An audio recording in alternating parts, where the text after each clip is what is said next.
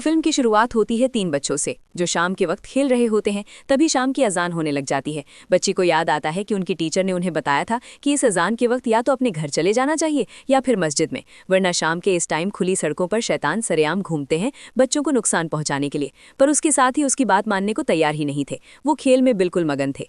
खेलते हुए उनकी स्टिक जाकर जंगल में गिर जाती है और कार्ता अपनी स्टिक को लेने के लिए जंगल में जाता है। वो देखता है कि उसकी स्टिक एक गड्ढे के अंदर गिरी हुई थी और जब वो उस गड्ढे के अंदर हाथ डालता है स्टिक को उठाने के लिए तो अंदर से कोई उसका हाथ पकड़ लेता है। वो डर जाता है, जोर से चिल्लाता है, पर वो अपना हाथ छुड़वा नहीं पाता। दूसरी तरफ वो बच्ची जो अपने घर की तरफ जाने लगी थी, उसको भी रास्ते में किसी की आवाज आती है, जैसे कोई उसे अपनी तरफ बुला रहा हो। वो डर कर आगे की तरफ जाने लगी। उसने पीछे मुड़कर देखा भी नहीं, पर तभी किसी ने नीचे टांगों की तरफ से उसके ऊपर वार कर लिया और उसे जमीन पर गिराते हुए घसीटते हुए जंगल के अंदर ले गया। उसकी चीख उसके तीसरे दोस्त ने सुनी और उसे ढूंढते हुए वो भी जंगल के अंदर चला गया। यहाँ पर कार्ता, जिसका हाथ गड्ढे में किसी ने पकड़ा हुआ था, वो भी अपने हाथ छुड़वाने में कामयाब हो ही सकता है, लेकिन जब वो अपना हाथ बाहर निकालता है तो डर के मारे दोबारा उसकी चीख निकल जाती है। उसकी आधी उंगली किसी ने तोड़ ली थी, खा ली थी, और अब वो डर और दर्द के मारे जोर जोर से चिल्ला रहा था। खैर, अब सीन कट हो जाता है और हमें 30 साल बाद का यानी प्रेजेंट का सीन दिखाया जाता है। 30 साल बाद हम कार्ता को देखते हैं जो अब पागलों वाली जिंदगी गुजार रहा है। उससे सुबह सुबह 2 बच्चे टकरा जाते हैं, जिनमें से एक बच्चा है आदि और दूसरे का नाम है सामान। बच्चों की बिहेवियर से हमें पता चलता है कि यहाँ का हर बच्चा और बड़ा कार्ता से डरता है। ये बच्चे भी डरकर स्कूल पहुँचते हैं तो पता चलता है कि ये स्कूल से लेट हो गए। सुस्ता से इन्हें टीचर से पनिशमेंट भी मिलती है। इनकी इसी पनिशमेंट के दौरान हम इनकी क्लास की अच्छी लड़की आयु से भी मिलते हैं। आयु मिस्टर मार्तो की बेटी है, जिनकी शॉप पर सामान हनी डिलीवर करता है। क्योंकि सामान की फैमिली बहुत ज़्यादा गरीब है, तो जब जब सामान कमाता है तभी उनके घर में खाना पकता है। बेचारा सामान टीचर की पनिशमेंट के बाद जब मार्तो की शॉप पर आता है तो उन्हें मार्तो से भी डांट पड़ती है, क्योंकि आज हनी डिलीवर करने में उसे काफ़ी देर हो गई और अंकल मार्तो उससे कहते हैं कि अगर अगली मर्तबा लेट हुए तो मैं तुम्हारे बड़े भाई को शिकायत करूंगा। इस दौरान शॉप पर आयु अपनी साइकिल लेने के लिए आती है ताकि वो अपने अंकल को खाना देने जा सके। ट्विस्ट से पता चलता है कि आयु के अंकल कोई और नहीं बल्कि कार्ता ही थे, जो आज तक उस बचपन वाले हादसे के बाद घर नहीं लौटे थे। उन्होंने जंगल में ही अपना टूटा फूटा सा घर बना लिया था। आयु उनसे प्यार करती थी, इसीलिए रोज उनके लिए खाना लेकर जाया करती थी। आज आयु खाना देने में देर कर चुकी थी। कार्ता बहुत ज्यादा डरा हुआ था। वो आयु से खाना भी नहीं लेता और उल्टा आयु को कहता है, जल्दी से घर भाग जाओ, शाम हो गई है, तुम्हारे साथ कुछ भी हो सकता है। आयु भी परेशान घर वापस आ जाती है, जिसके बाद हमें मस्जिद का एक सीन दिखाया जाता है। यहाँ पर शहर के तकरीबन सभी बच्चे थे सिवाय सामान के। यहाँ पर आज फिर से इन सब के टीचर इन्हें बताते हैं कि उन्हें शाम के टाइम बाहर नहीं निकलना चाहिए और जिस टाइम पर आजान हो रही हो भागकर उसी टाइम पर मस्जिद में या घर आ जाना चाहिए, वरना शैतान उनको नुकसान पहुंचा सकते हैं। इधर सामान जो अपने घर पर था सेफ तो हमें वो भी नहीं लगता। वो जब अपने ग्रैंडमा को खाना खिला रहा होता है तो अचानक उसे किसी की आहट महसूस होती है। पता चलता है कि इस टाइम उसके भाई ही घर आए थे, जो उसे आते ही मारने लग जाते हैं क्योंकि उसने आज हनी डिलीवर नहीं किया था। इसके बाद वो उसे लास्ट वार्निंग देते हुए अपने काम के लिए निकल जाते हैं, जिसके बाद हम दोबारा से साल के पीछे एक डार्क शैडो को देखते हैं, जिसके लंबे लंबे बाल भी थे। सामान ने जो पहले आहट सुनी थी और उसे अपने भाई की आहट समझ लिया था, असल में वो भी इसी एंटिटी की ही आहट थी। एक मर्तबा के लिए तो सामान भी डर जाता है, पर फिर वो अपने दिल को समझाता है कि शायद मैंने ही कुछ गलत देख लिया है। खैर, अगली सुबह दोबारा सामान अपनी शहद की बॉटल्स लेकर अपने स्कूल के लिए निकल जाता है। रास्ते में वो शहद भी डिलीवर करता है और जब तक स्कूल पहुंचता है तो ये लोग दोबारा लेट हो चुके होते हैं और इन दोनों को ही टीचर दोबारा से सजा दे देती हैं। पनिशमेंट खत्म होकर जब ये लोग बाहर निकलते हैं तो ये प्लान बनाते हैं कि ये शहर जाकर कोई मूवी देख कर आएंगे। ये लोग रास्ते में चलने वाली एक वैन से लिफ्ट ले लेते हैं और इसी दौरान हमें सीन कट होकर कार्ता को दिखाया जाता है। जंगल में एक अजीब सी हवा को महसूस करता है और वो जल्दी से सारा सामान फेंककर ऊपर पहाड़ियों की तरफ जाता है। आसमान को गौर से देखने पर वो नोट करता है कि आसमान हद से ज्यादा लाल था। इन सभी चीजों से वो डर जाता है क्योंकि उसे ऐसा महसूस हो रहा था कि ये शाम बिल्कुल वैसी ही है जैसी 30 साल पहले थी, जिस शाम ने उसे पागल बनाया था। इधर वैन के अंदर हम सामान और आदि को देखते हैं, जो अपनी टीचर के बारे में बात कर रहे थे, जो रोज रोज उन्हें पनिश कर दिया करती थी। गुस्से में सामान कहता है, काश वो मर जाए। ये बात सुनकर वैन ड्राइवर गुस्सा होता है और उसे ऐसी बातें करने से मना भी करता है। सीन कट होकर हमें टीचर का घर दिखाया जाता है, जहां पर अब अजीबोगरीब काम होना शुरू हो गए थे। बार बार उनके घर का दरवाजा खुल रहा था और लाइट्स भी फ्लिक कर रही थीं। जितनी भी बार वो दरवाजा बंद करती थी, दरवाजा दोबारा खुल जाता था। तंग आकर उन्होंने दरवाजा लॉक किया तो अचानक से घर का पिछला दरवाजा खुल गया और वहां उसे एक भयानक एंटिटी खड़ी दिखाई देती है। वो एंटिटी उसे घर से बाहर ले जाकर उसे पजेस कर लेती है, अपने कब्जे में कर लेती है और उसके बाद उसका गला घोटते हुए उसे मार देती है। टीचर की इस तरह अचानक वाली मौत की वजह से गांव में अफरा तफरी सी मच जाती है और उस अफरा तफरी को देखते हुए वो वैन वाला भी गांव की तरफ ही दोबारा अपनी वैन मोड़ लेता है। इन्हें भी टीचर की मौत के बारे में पता चल जाता है। ये लोग टीचर के घर जाते हैं तो सामान टीचर की लाश को देखकर और भी ज्यादा डर जाता है। उसे गिल्ट हो रहा था क्योंकि उसे लग रहा था जो उसने कहा ये सब उसी की वजह से हुआ है। ऊपर से आधी भी उसे यही गिल्ट करवाने लग जाता है और गुस्से में वो आधी से ही लड़कर यहाँ से भाग जाता है। खैर, अगले दिन टीचर का फ्यूनरल रखा जाता है। जहां पर भी सामान जब गया था तो उसे ऐसा महसूस हुआ कि जैसे उसी टीचर का घोस्ट और सोल उसे हॉन्ट कर रही है, उसे डरा रही है। डर कर वो घर वापस आ जाता है और आकर जल्दी से अपना चेहरा साफ करता है और तभी हम देखते हैं कि उसी पानी से जिससे उसने चेहरा साफ किया था वो शैतान निकल आता है बाहर और बाहर निकलते ही वो सामान को पजेस कर लेता है। खैर, दिन गुजरता है और अगले दिन हम देखते हैं कि गाँव के इंपॉर्टेंट लोगों का एक ग्रुप पुलिस ऑफिसर के साथ एक न्यू टीचर का वेलकम करने के लिए जाते हैं। ऑफिसर टीचर से पूछते हैं कि आप तो सुबह को आने वाली थी, फिर इतनी देर कैसे हुई? टीचर एक अजीब सी बात कहती हैं कि मैं भटक कर दूसरे गांव में चली गई थी। हम देखते हैं कि इस टाइम कार्ता दरख्त के पीछे से अजीब सी नजरों से उस टीचर को देख रहा था। सुबह में हमें दिखाया जाता है आदि और सामान जो एक साथ स्कूल आया करते थे।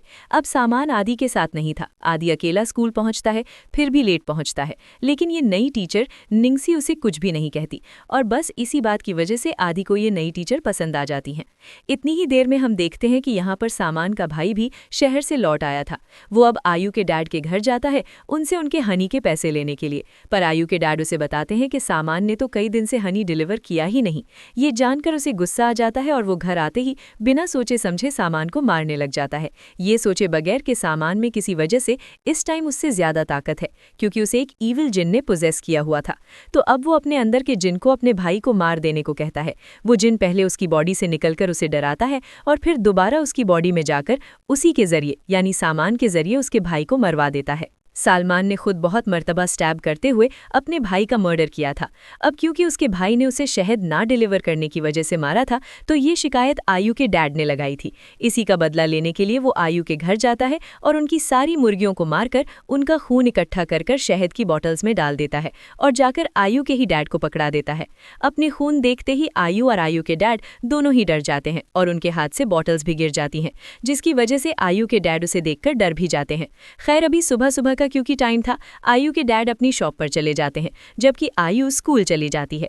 इस टाइम पर बहुत ही अजीब चीज आयु के साथ ये होती है कि उसकी पहली वाली टीचर का घोस्ट उसे डहराने लग जाता है और बार बार उसके कान में सामान का नाम लेता है। बेचारी डरती हुई किसी तरह पूरे दिन का ही स्कूल खत्म करती है और शाम में जब घर पहुंचती है तो पता चलता है कि उसकी सारी मुर्गियों को किसी ने मार दिया था और इन्हें पता भी चल गया था कि ये काम सामान का है। पुलिस ऑफिसर के साथ वो सामान के घर के लिए निकल जाते हैं और वहां वो सामान के भाई की डेड बॉडी देखकर बहुत ज्यादा डर जाते हैं। आदि अपनी दोस्त को बहुत अच्छी तरह से जानता था।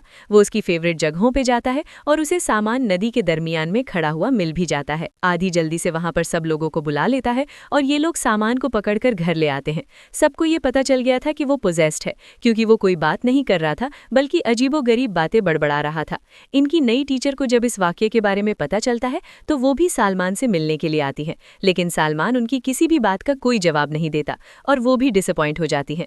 हम देखते हैं कि कार्ता दूर से ये सब चीजें नोटिस कर रहा था और बहुत ही ज्यादा डर भी चुका था। अंदर सामान के पास अब हम दो सोल्स को देखते हैं, एक उसके भाई की और साथ में उसी टीचर की जिसके बारे में उसने बद्दुआ की। वो दोनों मिलकर उसे डराते हैं और उसे मर जाने को कहते हैं और उन दोनों की बात मानते हुए सालमान अपने आप को फांसी से लटकाकर अपनी जान दे देता है। अपने दोस्त की मौत से आदि बहुत ही ज्यादा डिस्टर्ब हो चुका था। उसकी टीचर उसे सहारा भी देती है लेकिन अब उसका किसी भी चीज में दिल नहीं लगता। वो शाम तक स्कूल में रुकता है, यहीं पर प्रे करता है और प्रे करके जैसे ही बाहर निकलता है तो उसे स्कूल में सफाई करता हुआ अपना दोस्त दिखाई देता है। असल में ये सामान का घोस्ट था जो उसे देखते ही उसे पोजेस कर लेता है और आदि भी अब पागल हुआ दीवार में टकरे मारने लग जाता है। इधर हम कार्ता को भी देखते हैं जो आदि को देखकर ये समझ गया था कि वो भी पोजेस्ड हो गया है, इसीलिए वो एक तावीज जाकर आदि के घर पर लटका देता है। पर ये सब आदि के डैड देख लेते हैं और उन्हें इस हरकत से कार्ता की गुस्सा भी आता है। खैर, अगली सुबह हम दोबारा स्कूल का ही सीन देखते हैं। सभी बच्चे क्लास में आ गए थे। क्लास के दौरान दोबारा आयु को अपनी पुरानी वाली टीचर की सोल डराने आ गई थी। इस मर्तबा मर्तबा आयु के कान में आदि का नाम लिया था, बिल्कुल उसी तरह जिस तरह सामान का नाम लिया था।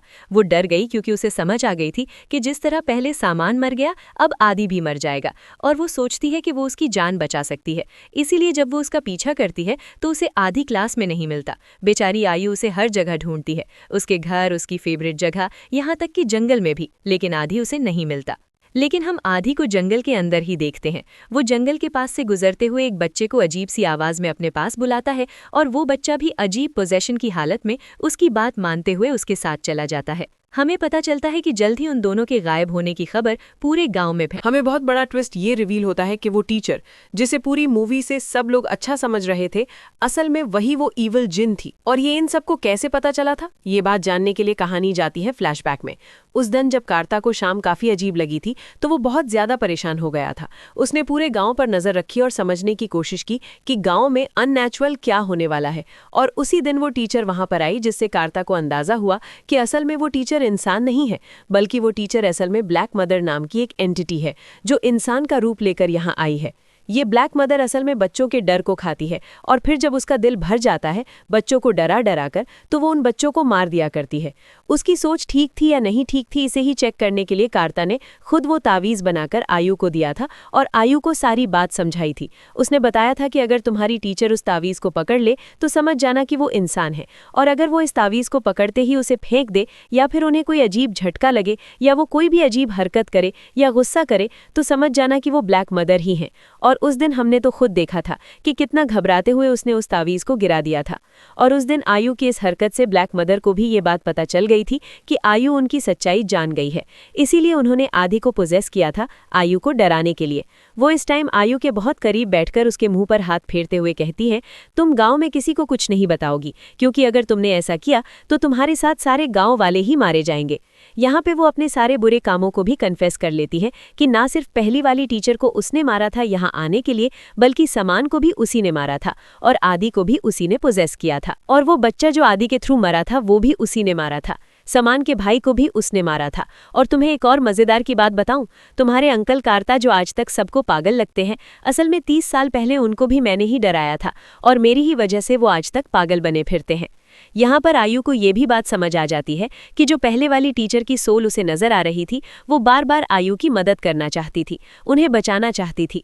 वो जब जब समान और आदि का नाम ले रही थी तो इसका मतलब था कि आयु को समान और आदि को बचाना है, पर वो दोनों को ही बचा नहीं पाई। अब की बार उसे फौरन कार्तक दिया हुआ तावीज़ याद आता है, और वो इस तावीज़ को उस टीचर के सामने कर देती है, यानी ब्लैक मदर के सामने कर देती है।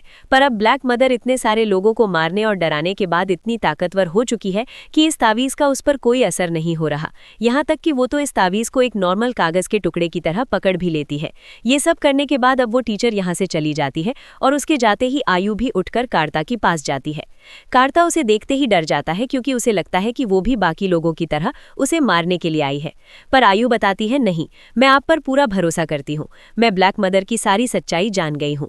ब्लैक मदर ने सब कुछ मेरे सामने कन्फेस किया है, और उसने मुझे ये भी बताया है कि वो अब आदि को मारने वाली है।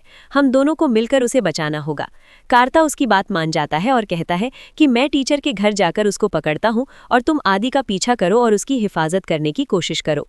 दोनों अपने अपने रास्तों पर निकल जाते हैं, और कार्ता टीचर के घर जाकर उस टीचर को उसके असली रूप में देखता है, एक भयानक बुढ़िया वाले रूप में, जो बिना पीछे देखे ही उसके यहाँ आने को पहचान लेती है, और उसी की दोस्त का रूप देते हुए उसे डराने की कोशिश करती है। सीन्स दोबारा फ्लैशबैक में जाते हैं, और हमें दिखाया जाता है कि उस दिन कार्ता की उंगली कटने के बाद हुआ क्या था। असल में इस जिन ने कार्ता की आंखों के सामने ही उसके दोनों दोस्तों के डर को पहले एंजॉय किया था, और फिर उन दोनों को ही वहां पर मार डाला था। और अब ये जानते हैं कि गांव वालों को लगा था कि ये सब करने के पीछे कार्ता ही है, और उन्होंने कार्ता को पागल समझकर छोड़ दिया था। उन सारी चीज़ों के फ्लैशबैक आने के बाद कार्ता बहुत ही ज़्यादा कमज़ोर हो जाता है और डर जाता है, लेकिन फिर उसे याद आता है कि अगर उसे इस एंटिटी से लड़ना है और आदि को बचाना है तो उसे अपने डर पर भी काबू पाना होगा। अब वो उस जगह जाता है जहाँ पर पहली मर्तबा उस एंटिटी ने उसे पोजेस किया था। वो इस जगह को ही जलाने लगता है, पर यहाँ पर तभी उसके दोस्तों की सोल आ जाती है। वो फिर भी डरता नहीं और अपना काम करता रहता है, जबकि दूसरी तरफ हम देखते हैं कि आयु को भी आदि मिल गया था। वो आदि को रोक रही थी, पर आदि जैसे किसी ट्रांस में आके की तरफ चलता जा रहा था। हमें देखने को मिलता है कि असल में उसी ब्लैक मदर ने उसे पोजेस करते हुए नदी के पास बुला लिया था और अब वो उसके डर का मजा लेते हुए उसे मारने ही वाली थी, लेकिन तभी यहाँ पर अजान होने लगी और ये अजान असल में कोई और नहीं बल्कि कार्ता ही दे रहा था। अजान की आवाज से वो ब्लैक मदर बहुत ही ज्यादा कमजोर पड़ने लग जाती है और तभी हमें पता चलता है कि सुबह का टाइम भी हो चुका है। ये ब्लैक मदर हमेशा सुबह के वक्त में बहुत ज्यादा कमजोर हो जाती है। उसके कमजोर होने की वजह से उसका पोजीशन आदि के ऊपर से भी टूट जाता है और आदि नॉर्मल हो जाता है। ये लोग आदि को इस तरह बचाते हुए यहाँ से निकल जाते हैं, जिसके बाद कार्ता पहले की तरह उस ब्लैक मदर को हराते हुए उसे यहाँ से भगा देता है। लेकिन ब्लैक मदर का किस्सा यहीं खत्म नहीं होता। हम उसे एक दूसरे राहों में एक दूसरे बच्चे को डराते हुए देख पाते हैं।